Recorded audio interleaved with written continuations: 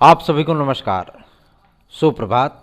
सार्थक government job point YouTube channel आप सभी भाई बहनों का हार्दिक स्वागत एवं अभिनंदन करता है। यदि आप इस चैनल पर नए हैं तो चैनल को सब्सक्राइब कर लीजिएगा, वीडियो को लाइक कर देंगे तो और भी अच्छी बात है, और शेयर कर देंगे तो बहुत अच्छी बात है ना।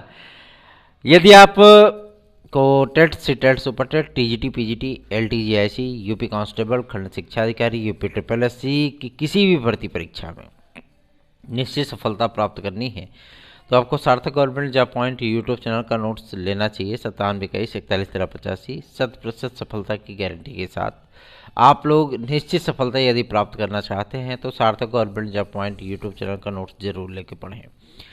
और आप सभी लोगों को मैं आमंत्रित करता हूं अपनी याचिका से जुड़ने के लिए, जो कि टीजीटी पीजीटी 2016-2021 के संबंध में है। 249 सीटें हमारी रिजर्व रखी गई हैं। 69,000 शिक्षक भर्ती की सफलता के बाद और भी ज़्यादा उत्साह में वृद्धि हुई है, इसलिए जो भी विद्यार्थी इसमें पार्टिसिपेट किए थे वो विद्यार्थी हमसे संपर्क करके हमारी याचिका से जुड़ सकते हैं। चलिए खबरों की शुरुआत कर लेते हैं, फटाफट आपको सारी अपडेट देते हैं। सबसे पहली अपडेट है आपके यूपी ट्रिपल एससी से, ठीक है ना। यूपी ट्रिपल एससी ने जितनी भी अपनी भर्तियां पेंडिंग में रखी हैं, शासन ने स्पष्टतः निर्देश दे दिया है उन्हें कि आप इन सारी भर्तियों को 15 अप्रैल तक, जो मतलब पेंडिंग भर्तियां हैं, 15 अप्रैल तक कंप्लीट करें, ठीक है ना। मतलब अगर किसी का परिणाम बाकी है तो 15 अप्रैल तक जारी कर दीजिए, अगर किसी की परीक्षा बाकी है तो 15 अप्रैल तक करा लीजिए, है ना। लेकिन 15 अप्रैल तक ये पुरानी लटकी अटकी झटकी प्रक्रियाएं सारी कंप्लीट होनी चाहिए। ये यूपी ट्रिपल एससी के अध्यक्ष और सचिव को स्पष्टतः शासन का निर्देश है। परीक्षा नियंत्रक की भी क्लास लगी थी, ठीक है ना। तो उम्मीद की जा सकती है कि जो बहुत सारे विद्यार्थी हमारे भाई बहन यूपी ट्रिपल एससी की तैयारी करते हैं वो सारे के सारे लोग इसमें ज़्यादा अच्छे तरीके से इसको फेस कर सकेंगे। और जाहिर सी बात है कि परीक्षाएं दें, उसका समय से रिजल्ट आए, समय से नियुक्तियां मिले, तो विद्यार्थियों का किसी भी प्रकार से मानसिक, आर्थिक, शारीरिक, सामाजिक शोषण नहीं होता है। और चूँकि अभी तक तय शेड्यूल के मुताबिक कभी आयोग बना है, लेकिन आयोग कभी जो है कैलेंडर भी नहीं जारी करता है अपना, है ना। तो कैलेंडर की भी मांग की गई थी, परीक्षा नियंत्रक से भी रिक्वेस्ट किया गया था और अध्यक्ष जी से भी रिक्वेस्ट किया गया था। तो स्पष्टता ये था कि अब आयोग अपनी सभी भर्तियों को लेकर के कैलेंडर वगैरह जारी करेंगे और आप लोगों को तय समय पहले ही पता होगा कि फलाने भर्ती की प्रक्रिया कब से स्टार्ट होगी, कब तक पूरी होगी, कब तक रिजल्ट आएगा, सारी चीज़ें स्पष्ट होंगी। तो यूपी ट्रिपल एससी एक नए कैलेंडर के साथ आप लोगों के सम्मुख आने को अब तैयार है। इसलिए आप लोगों की जो वीडियो री एग्ज़ाम की परीक्षा है, वीडियो री एग्ज़ाम के मुद्दे को सर्वप्रथम सार्थक government job point YouTube channel ने उठाया था। बड़े से बड़े यूट्यूब चैनल भी ये चीज़ बोल रहे थे कि सरकार नहीं कराने वाली, भूल गई है सरकार, ये है वो है, दुनिया भर की चीज़ बता रहे थे ना। लेकिन एक बार सिर्फ पेज टाइट करने के बाद रियल और ऑथेंटिक जानकारी निकल करके आ गई। ठीक, रियल इसलिए क्योंकि जो भी जानकारियाँ दी गई वो हमेशा सत्य हुई हैं, है ना। तो इसलिए यूपी ट्रिपल एससी आप लोगों की वीडियो एग्ज़ाम को मार्च लास्ट में कराने को तैयार है। ठीक, मार्च लास्ट में आपकी ये प्रक्रिया मतलब एग्ज़ाम जो है वो कराया जा सकता है, ये कन्फर्म न्यूज है, ठीक है ना। और यूपी ट्रिपल एससी के परीक्षा नियंत्रक महोदय ने ही ये चीज़ें बोली हैं कि मार्च लास्ट तक हम इस प्रक्रिया को क्लोज कर देंगे और नई प्रक्रिया हम जो है स्टार्ट कर देंगे। जब उनसे पूछा गया था कि पीईटी का परिणाम अभी तक क्यों नहीं जारी हो पाया, तो उन्होंने कुछ तकनीकी खामियों को बताते हुए और जिस परीक्षा एजेंसी को उन्होंने ये कॉन्ट्रैक्ट दिया था कि आप एग्ज़ाम की पूरी परिणाम को तैयार करिए, वो परीक्षा एजेंसी जो है वो बीच में ही रास्ता छोड़ दी अपना। बीच में रास्ता छोड़ने का मतलब है कि उसने जो है अपना टेंडर ही समाप्त कर दिया कि भैया ऐसी बात है, हम नहीं कर पाएंगे, है ना। तो इसलिए परिणाम में थोड़ी सी आपकी देरी हुई, ठीक। लेकिन थोड़ा सा आप लोगों को पेशेंस रखना है, ज़्यादा नहीं, 3-4 दिन के भीतर आप लोगों को परिणाम जारी होने वाला है। पीईटी का परिणाम आने के बाद आप लोगों को लेखपाल भर्ती परीक्षा की एक नया विज्ञापन, साथ ही साथ आप लोगों को वीडियो की एक नई बड़ी वैकेंसी और क्लर्कों की एक अच्छी खासी वैकेंसी, लगभग 13,500 की वैकेंसी आप लोगों के सम्मुख आएगी। आप लोग बेहतरीन तैयारियां करिए। नॉर्मलाइजेशन की प्रक्रिया सभी विद्यार्थियों के समझ में आए, परसेंटाइल सभी विद्यार्थियों के समझ में आए, इसके लिए भी आयोग को एक ज्ञापन दिया गया था और उनसे रिक्वेस्ट किया गया था कि आप जिन भी प्रक्रियाओं को आजमाते हैं या लागू करते हैं, विद्यार्थियों को पहले आप विश्वास में लीजिए, भरोसे में लीजिए, ठीक है। क्योंकि आधे से ज़्यादा विद्यार्थियों को तो यही नहीं समझ में आता है कैसे ससुरा नॉर्मलाइजेशन हुआ, कैसे सर्वा जो है मतलब परसेंटाइल लगा, समझ में नहीं आता कि हम पास हैं कि फेल हैं। तो किसी भी प्रमाण पत्र में या किसी भी रिजल्ट में ये चीज़ें होनी चाहिए। विद्यार्थियों को पता होना चाहिए कि वो पीईटी क्वालिफाई, जब कोनो जो है मतलब मिनिमम और मैक्सिमम मार्कें नहीं रखे हैं तो कहाँ से बता पाएंगे कि आप फेल हो कि पास हो। मतलब 0 अंक पाने वाला भी पास, 90 नंबर पाने वाला भी पास, 100 में 100 पाने वाला भी पास। ये कौन सी परीक्षा है भैया? कुछ तो क्राइटेरिया निर्धारित करना चाहिए ना। तो इस बार आप सभी लोगों को ये क्राइटेरिया देखने के लिए मिल भी सकता है। और रही बात आपके पीईटी के वैधता आदि की, तो पीईटी की वैधता को लेकर के शासन के पास रिक्वेस्ट किया गया था कि इसकी वैधता कम से कम 3 वर्ष अवश्य कर दी जाए। लेकिन शासन ने स्पष्टता इस बात को कहा था कि हर वर्ष नए नए विद्यार्थी आते हैं, है ना। तो कुछ विद्यार्थी जो है मतलब कुछ ऐसी वैकेंसीज होती हैं जिसमें पदों की संख्या कम होती है और अभ्यर्थियों की संख्या भी कम होती है, तो उसका परसेंटाइल या वो सारी चीज़ें हाई रखनी पड़ती हैं। तो यही सब तर्क वितर्क है, लेकिन आगामी समय में आप लोगों को इसके वैलिडिटी आदि की वृद्धि भी देखने के लिए मिलेगी, ठीक। और UPSSC एक काम और भी करने चल रहा है। जितनी भी भर्तियां आपकी कंप्लीट होती जाएंगी, रिजल्ट आता जाएगा, उसमें वेटिंग लिस्ट भी उसके साथ ही जारी होगा, प्रतीक्षा सूची जिसे बोलते हैं, है ना। अगर 6 महीने तक वो प्रतीक्षा सूची वैध होगा, 6 महीने के बाद ऑटोमेटिक वो जो है पूरी तरीके से क्लोज हो जाएगा। जितने भी पद रिक्त होंगे उन विद्यार्थियों को काल कर लिया जाएगा क्रम से, ठीक है। तो इससे क्या होगा कि अधिकतर पद जो है वो भर लिए जाएंगे, ठीक ना। तो आप लोग निश्चिंत होकर के तैयारियां करिए और वीडियो री एग्ज़ाम की पढ़ाई तो बिल्कुल शुरू कर दीजिए, क्योंकि प्रयास कभी भी असफल नहीं होता। चलिए आगे बढ़ते हैं, बात करते हैं आपके बीएड बनाम बीटीसी के केस को लेकर के। कुछ विद्यार्थियों का अभी तक सर्टिफिकेट अटका हुआ है ना, लगभग 6.5 लाख विद्यार्थियों का। और ये सर्टिफिकेट इसलिए अटका हुआ है क्योंकि सुप्रीम कोर्ट में बीएड बनाम बीटीसी का केस चल रहा है।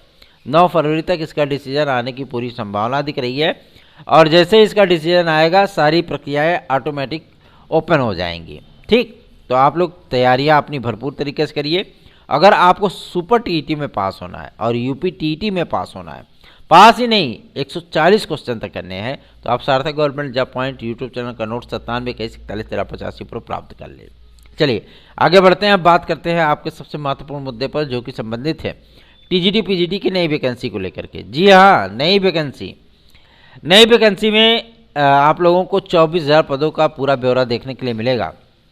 क्योंकि जब माध्यमिक शिक्षा सचिव से बातचीत की गई थी तो उन्होंने स्पष्टता कहा था कि यदि हम ये सारी चीज़ें कर लेते हैं, इसी भर्ती प्रक्रिया में सारा का सारा पद ला करके डाल देते हैं, तो जो विद्यार्थी बीएड करके बैठे हैं अभी हाल ताज में ही, या जो बीएड कर रहे हैं जिनका फाइनल सेमेस्टर है, वो विद्यार्थी विरोध शुरू कर देंगे, है ना। और ये मामला पहुंच जाएगा कोर्ट, फिर भर्ती प्रक्रिया लटक जाएगी। इससे बेहतर है कि हम नया विज्ञापन इसमें जारी करेंगे, ठीक है। और यही कहना है माध्यमिक शिक्षा मंत्री श्रीमती गुलाब देवी जी का। उन्होंने भी स्पष्ट कहा है कि हम नई भर्ती प्रक्रिया स्टार्ट करेंगे। यह भर्ती प्रक्रिया में पद जोड़े जा रहे हैं, ऐसा नहीं कि पद नहीं जोड़े जा रहे हैं। 6,600 पद इसमें इंक्लूड किए जाएंगे। पोर्टल आदि जो है वो 26 जनवरी के तक खोले जाने की उम्मीद है, ठीक है। पोर्टल खोला जाएगा, आवेदन इसमें पदों की जो है मतलब विवरण लिए जाएंगे।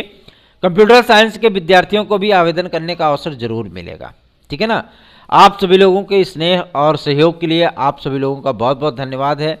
और बार बार मैं आप सभी लोगों से एक ही रिक्वेस्ट करता हूं कि जितना ही अधिक आप इस चैनल ने सपोर्ट करना है, जितना ही अधिक आप इस चैनल का सपोर्ट करेंगे, उतना ही अधिक आपको बेहतरीन परिणाम प्राप्त होगा। क्योंकि यही एकमात्र ऐसा चैनल है जो कि आप लोगों की कॉम्पिटिटिव लाइफ की प्रॉब्लम्स के लिए कार्य करता है। ज्वलंत मुद्दे जो विद्यार्थियों के मन में होते हैं, जिन्हें विद्यार्थियों की आवश्यकता होती है, उन सारी चीज़ों को लेकर के कार्य किया जाता है। इसलिए आप लोगों से मैं बार बार रिक्वेस्ट करता हूँ, चाहे वो यूपी पीसीएस की तैयारी करने वाले हमारे बड़े भाई बहन हो, चाहे वो यूपी SSS की तैयारी करने वाले हमारे छोटे भाई बहन हो, चाहे वो टीजीटी पीजीटी के करने वाले हमारे सहपाठी हों, चाहे वो चयनित विद्यार्थी हों, चाहे वो SDI और आपके GIC लेक्चरर वगैरह की तैयारी करने वाले हमारे सहपाठी हों। सहपाठी इसलिए कह रहा हूँ क्योंकि बीएड वो भी है, बीएड हम भी हैं, बस फ़र्क इतना है कि वो अभी अनएम्प्लॉय है, हम एम्प्लॉय हैं, बस यही फ़र्क है, बाकी और कोई फ़र्क नहीं है ना। तो आप सभी लोग बेहतरीन मेहनत करिए और एक सार्थक परिणाम प्राप्त करिए। ठीक है, चलिए आगे बढ़ते हैं। अब बात करते हैं आपके यूपी पीसीएस की। यूपी पीएससी में इस मुद्दे को लेकर के इसमें गहमागामी तेज है कि कोविड काल के चलते पीसीएस में अतिरिक्त अवसर मिलेगा अथवा नहीं, और इस पर 1-2 दिन में 3 दिन में डिसीजन हो जाएगा। ठीक है ना, क्योंकि शासन, कार्मिक विभाग, आपका लोक सेवा आयोग, ये सारी चीज़ें जो है प्रक्रियाएं आपकी स्टार्ट हो गई हैं इस मुद्दे पर कि क्या पीसीएस में अतिरिक्त अवसर दिया जाना चाहिए अथवा नहीं। जाहिर सी बात है कि जब बात बहस होगी, इस पे मुद्दे निकलेंगे, तो जाहिर सी बात है इसका परिणाम तुरंत आएगा, निश्चिंत रहें इसके लिए। और मैं आप लोगों को यकीन दिलाना चाहता हूं कि आप लोगों को एक अतिरिक्त अवसर जरूर मिलेगा। यूपी पीएससी के किसी भी भर्ती परीक्षा में एज रिलैक्सेशन भी विद्यार्थियों को प्राप्त होगा, क्योंकि कोविड काल 2 साल बीता, 2 साल में विद्यार्थी बहुत सारे हमारे भाई बहन जो कि एकदम लेबोरियस और एक्सपीरियंस होल्डर हैं, ओवरेज हो गए। उनकी क्या गलती थी भैया, है ना? लॉकडाउन आपने लगाया और भर्ती परीक्षा नहीं आई, नहीं भर्तियां हुई, नहीं हुई तो वो 2 साल में अगर रिटायरमेंट अपनी ले लिए, ओवरेज हो गए मतलब, तो क्या इसमें उनकी गलतियां हैं? वैसे भी यूपी पीएससी की तैयारी करने वाले विद्यार्थियों को 36 साल 37 साल में नौकरी मिलती है। अमूमन ऐसे विद्यार्थी होते हैं जिनको 22 साल 23 साल की उम्र में नौकरी मिल जाती हो। ठीक है ना, तो इसीलिए आप लोगों को अवसर जरूर मिलेगा, निश्चिंत रहें। इसके लिए सार्थक प्रयत्न भी किया गया है, लगातार प्रयत्न जारी है, तो इसका परिणाम आप लोगों को जरूर देखने के लिए मिलेगा। आगे बढ़ते हैं, अब बात करते हैं आपके LT ग्रेड और GIC प्रवक्ता के लिए। LT ग्रेड GIC प्रवक्ता की वेटिंग लिस्ट और आपकी ज्वाइनिंग संबंधी, अर्हता संबंधी जितने भी विवाद हैं, इन सारे विवादों का निपटारा 10 फरवरी तक किया जाना है। उसके बाद आपके विज्ञापन की प्रक्रिया स्टार्ट होगी, और लोक सेवा आयोग के सचिव महोदय ने भी इस बात को स्पष्ट कर दिया था कि इसकी परीक्षा मई में कराने का पूरा तैयारी लोक सेवा आयोग कर रहा है। जो संस्थाएं आगे कार्य करेंगी उन संस्थाओं की निविदाएं मंगाई जा रही हैं। तो जाहिर सी बात है कि लोक सेवा आयोग इन सारी चीज़ों को लेकर के तैयारियां आरंभ कर चुका है। ऐसे ही बेहतरीन इन्फॉर्मेशन के लिए इस चैनल को आप लोग सब्सक्राइब करें, वीडियो को लाइक ज़रूर किया करें, लाइक की संख्या आप लोग बढ़ाइए। ठीक है ना, आगे बढ़ें। अब बात कर लें आप सभी लोगों के यूपी TET के लिए। देखिए, यूपी TET एक ऐसा मुद्दा है जिस पे विद्यार्थी, जाहिर सी बात है कि वो नाराज भी हैं, और विद्यार्थियों के मन में ये सवाल जरूर है कि क्या सुपर TET पहले तो नहीं हो जाएगी। मैं आप सभी लोगों को आश्वस्त करना चाहता हूँ कि सुपर TET किसी भी कीमत पर TET के पहले नहीं होगी। ठीक, पहला। दूसरा ये कि आखिर कौन कराएगा यूपी TET, है ना? साल भर बीत जाता है, कोई TET नहीं हो पाती है, तो इस वर्ष आप लोगों को 2 बार की TET देखने के लिए मिल सकती है। ठीक है, NCTE ने राज्य सरकार को, उत्तर प्रदेश सरकार को ये दिशा निर्देश जारी कर दिए हैं कि शारीरिक शिक्षा और कंप्यूटर शिक्षा, क्योंकि भाई अगर उत्तर प्रदेश में कंप्यूटर शिक्षा प्राथमिक में सम्मिलित किया जाता है तो जाहिर सी बात है कि उसका कुछ इंफ्रास्ट्रक्चर बनाया जाएगा पहले, है ना? उसके बाद चूँकि भाई और भी राज्यों में लागू करने की मांग उठेगी फिर, कि उत्तर प्रदेश जैसा बड़ा राज्य, जाहिर सी बात है कि उसने अगर कंप्यूटर शिक्षा को प्राथमिक में शामिल किया तो जाहिर सी बात है कि और भी राज्य जो 28-29 हैं वो चिल्लाने लगेंगे, वहाँ के भी विद्यार्थी चिल्लाने लगेंगे कि भैया ऐसी बात है, चलिए हमको भी शामिल करिए, है ना?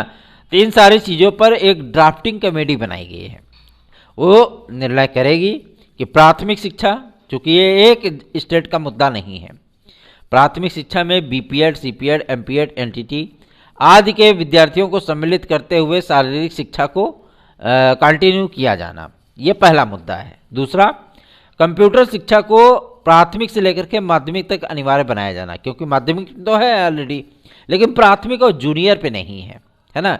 आज भी सरकारी स्कूलों में कंप्यूटर की शिक्षा नहीं दी जाती, ये नेसेसरी है, बहुत ही ज़रूरी है, एसेंशियल है। इसलिए मैं आप लोगों को इस पर अपडेट देता रहूँगा। और शासन ने इस बात की को लेकर के एक ड्राफ्टिंग कमेटी बनाई है, जो कि अपनी रिपोर्ट 9 फरवरी तक मुख्यमंत्री महोदय को सौंपेगा। उसके बाद तुरंत निर्णय कर लिया जाएगा कि आखिर निर्णय क्या हुआ है, कि इनको सम्मिलित किया जाएगा कि नहीं किया जाएगा, या इनके लिए अलग से प्रोविज़न किया जाएगा। जो भी चीज़ें होंगी वो आप लोगों को इसकी इन्फॉर्मेशन मिल जाएगी। इसलिए इस चैनल को अधिक से अधिक शेयर करिए, इस चैनल को अधिक से अधिक सब्सक्राइब करिए। UPSSC की किसी भी भर्ती परीक्षा को लेकर के जिन भी विद्यार्थियों ने हमें अपनी समस्याएं भेजी, उन समस्याओं का निराकरण कराने में हमने कोई भी कोर कसर नहीं छोड़ी। अब बात कर लेते हैं आपके एडेड जूनियर हाई स्कूल शिक्षक भर्ती को लेकर के। एडेड जूनियर को लेकर के विद्यार्थी अपना गुणांक कभी बताते हैं 73 है, 74 है, 76 है, 78 है ना। और प्रक्रिया ससुरी है कि पूरा होने का नाम ही नहीं ले रही है। और ऊपर से जो है मतलब बेगारी भत्ता देने के बात कर रहे हैं। अरे भत्ता फत्ता छोड़िए, जो है मतलब नौकरी दीजिए महाराज जी। कहाँ करेंगे भत्ता? विद्यार्थी भत्ता नहीं, रोजगार चाहते हैं, है ना। नया भर्ती आयोग आप सभी लोगों का फरवरी में पूरी तरीके से बनके कंप्लीट हो जाएगा। यह स्पष्ट हो चुका है शासन की तरफ से भी। प्रक्रियाएं स्टार्ट कर दी गई हैं और उसका पूरा लेआउट तैयार है। कितने सदस्य आने हैं, कितने कितने जो है अधिकारी नियुक्त होने हैं, कितने इसमें स्टेनोग्राफर होंगे, है ना। सारी चीज़ें जो है वो डिक्लेयर है। और शासन को ऐसा नहीं है कि मतलब परीक्षा नियंत्रक नियुक्त करने के लिए, सचिव नियुक्त करने के लिए या अध्यक्ष नियुक्त करने के लिए ज़्यादा कुछ सोचने की आवश्यकता है। बैठा देंगे किसी अपने इंसान को, क्या दिक्कत है ना। कोई एक ईमानदार अफसर, कोई एक ईमानदार रिटायर्ड अफसर जो IAS भी हो सकता है, उसको अध्यक्ष बना देंगे। तो आप सभी लोगों से मैं रिक्वेस्ट करना चाहता हूँ कि आप लोग इस चैनल को अधिक से अधिक शेयर करिए। यदि आप लोगों की कोई समस्याएं हैं, वो किसी भी भर्ती बोर्ड से रिलेटेड हो, ठीक है ना, तो आप लोग हमसे संपर्क कर सकते हैं। 9721411385 मेरा व्हाट्सअप नंबर है। और जिन भाई बहनों को ये लगता है कि हम हमेशा खाली रहते हैं, कभी भी वो कॉल करेंगे हम उनका रिस्पीक कर लेंगे, तो ऐसी चीज़ें हैं कि हम आपसे भाई इतनी जल्दी अगर हमारा समयावधि रहेगा तो हम आपसे बात कर सकते हैं, नहीं रहेगा तो हम आपकी कॉल पिक नहीं कर पाएंगे, ठीक है ना। बहुत सारे विद्यार्थी कहते हैं सर आप फ़ोन नहीं उठाते हैं। आप हमें मैसेज कर सकते हैं ना, मैसेज का रिप्लाई मिल जाता है ना। तो इसलिए आप लोग हमें मैसेज कर सकते हैं, क्योंकि दिन भर इतना बकझक के ये रहते हैं कि कभी कभी बात करने की बिल्कुल भी इच्छा नहीं हो पाती, ठीक है ना। तो आप लोगों का सहयोग और आशीर्वाद हमारे लिए बहुत ही महत्वपूर्ण है। बहुत बहुत धन्यवाद। आप सभी का दिन शुभ हो।